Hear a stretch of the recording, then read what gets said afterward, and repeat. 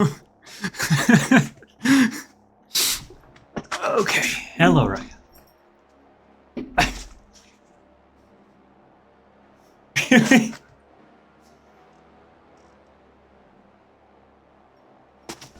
Okay, there we go. Hello everybody, my name's Colt, this is Gone Hollow Minis, and welcome to Lore and Layers. This is a new series that I wanted to start for quite some time that meshes the painting and storytelling parts of our hobby, while also bringing to light some lesser known factions, chapters, warbands, and craft worlds from across the Warhammer universes. Each episode will be dedicated to a different chapter, warband, regiment, and so on from the worlds of Warhammer. Not only will we be looking at painting, we'll also be putting a focus on the lore and story of each faction to really get a good look at what these characters are like. In the end, I would love to do some fan-made factions in this series too, so if you have some homebrew lore that you'd like to see shared on the channel, keep it in mind for later. But that said, today we're focusing on the Warsmiths of Rabute Guilliman, the Swords of Novaris, the Silver Templars.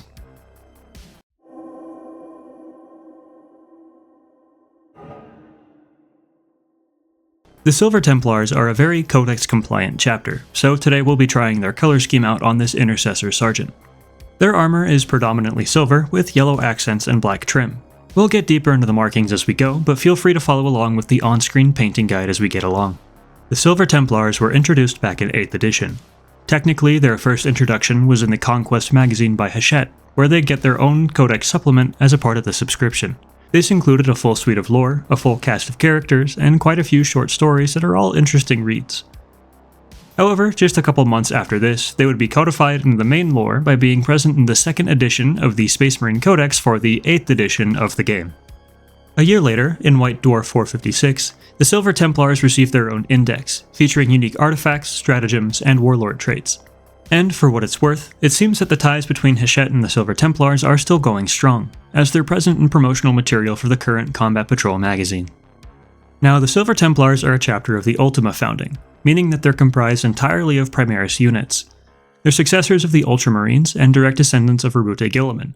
To understand the Silver Templars, it's important to first understand their homeworld. Upon their creation, the Silver Templars were granted the planet Novaris as their home.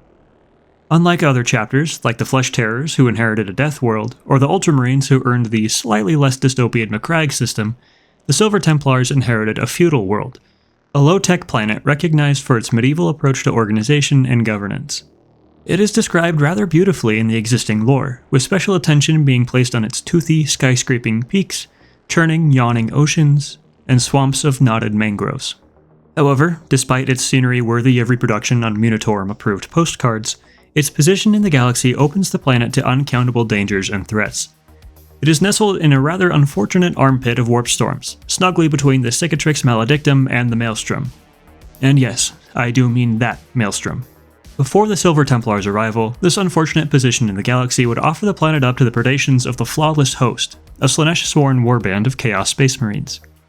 See, on the feudal world of Novaris, weaponsmithing was seen as the highest form of skill and expression. Mastery not just over the creation of weapons, but their use in combat stood as the cornerstone of Novarian society. The Flawless Host envied the mastery that the Novarian smiths showcased, and so brought the planet unto their own subjugation. Years of chaos control would finally be broken by the arrival of the Silver Templars. Already hardened by their service as Grey Shields, the Silver Templars would descend upon the planet, burning away the seeded roots of chaos and liberating those still found to be pure. The culture of Novaris lent itself well to the chapter's burgeoning identity. Novarian nobles would often engage in honorable duels to settle disputes, with designated champions acting in the place of kings and queens.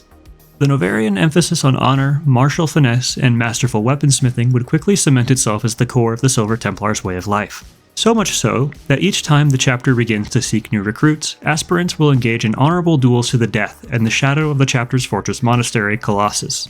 The Silver Templars were among the first purely Primaris chapters of the Imperium. They are successors of the Ultramarines, scions of Rabute Guilliman, and in them burns the Primarch's fury.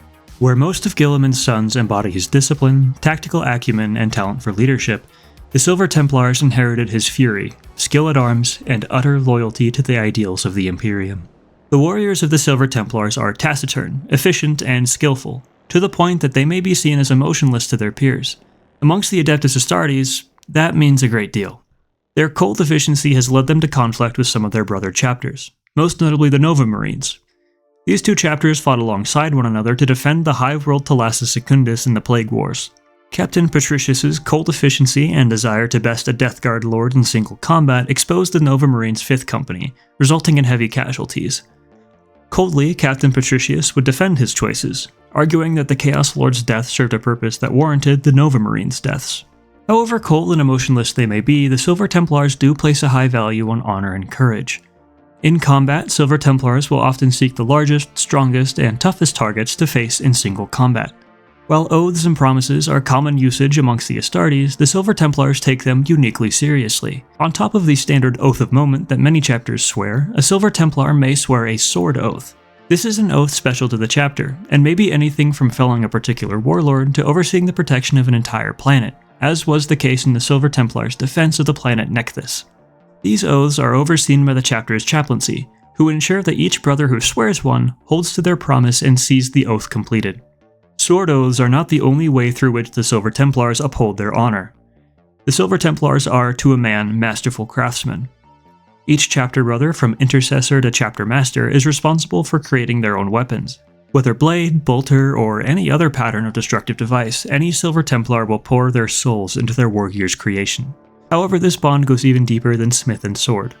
Silver Templars are able to establish a tangible connection with the machine spirits of their weapons, coming to a deeper understanding with their wargear than many other chapters could hope to achieve.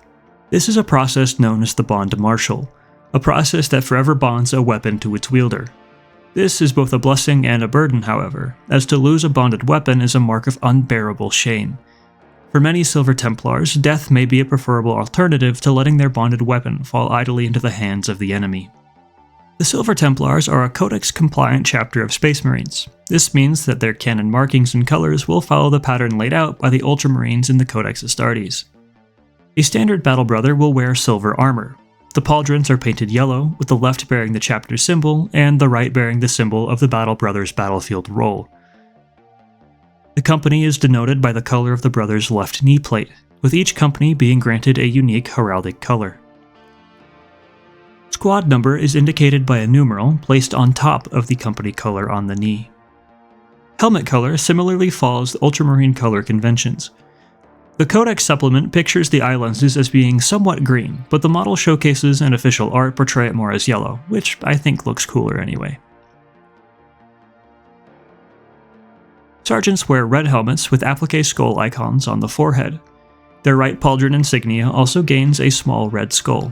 Veterans wear white helmets, without any other special insignia, while veteran sergeants instead wear red helmets with white stripes, accompanied by the small red skull placed in their battlefield role insignia, just like regular sergeants. Lieutenants' helmets are marked by a wide white stripe down the front of the helmet, paired with two thinner red stripes on either side, as well as an applique skull insignia. In addition, their right pauldrons will instead bear the symbol of a lieutenant, and their squad number is replaced by a golden sword icon. Captains are technically depicted as wearing standard silver helmets. However, there is also art of Silver Templars wearing halved yellow and silver helmets, which I think looks cooler. And it's an official art anyway, so I say it still counts as canon. Being a Codex-compliant chapter, options for canon customization and kit bashing are indeed somewhat limited. However, their art does show a few trends. Firstly, the Silver Templars seem to be awfully fond of skulls, especially those nailed to their ceramite by tastefully cartoonish metal spikes, with chains being an acceptable substitute. Additionally, much of their art emphasizes rather long, flowy purity seals, possibly to reflect outstanding sword oaths sealed into their armor by holy wax. Another interesting choice is the presence of molecular bonding rivets on armor panels, as seen on Chapter Master Novaris himself. Now, as for running Silver Templars on the tabletop, we have a few options. For detachments, many people choose to run their Silver Templars as Black Templars, to reflect their emphasis on melee weapons and honorable duels. This opens up options such as Sword Brethren, who are definitely very thematic with the chapter's title. Another option, and one that I personally find myself more interested in, is running them as standard Space Marines. Exciting, I know. But there are still melee options in the core codex, such as Blade Guard, who are some of my favorite models in the entire range. For detachments, Gladius Task Force seems the most obvious choice, as it offers benefits for both melee and ranged combat, and the +1 to wound from the new core codex Oath of Moment also helps. Though with Silver Templars being a canonically codex-compliant chapter, they could believably specialize into any number of the codex detachments.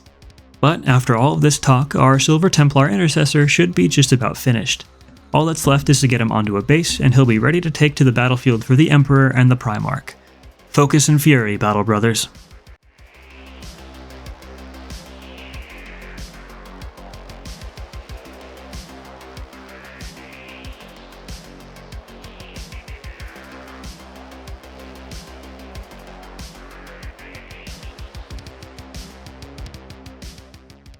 Thank you all so much for watching. I hope you enjoyed this look into a Space Marine chapter that I didn't even know existed more than a month ago. If you did enjoy and would like to see more content like this, make sure to let me know in the comments. Sometimes I feel like our hobby can get broken up into disparate factions and they never really talk to each other much, and I'd like to do my part to help fix that. If you have any ideas on what factions I should cover next, make sure to leave those in the comments as well. Like the video if you enjoyed, feel free to share, subscribe to keep in touch with all the stories Gone Hollow Minis has to tell, and of course, until next time friends, be safe, be kind, and don't you dare go hollow.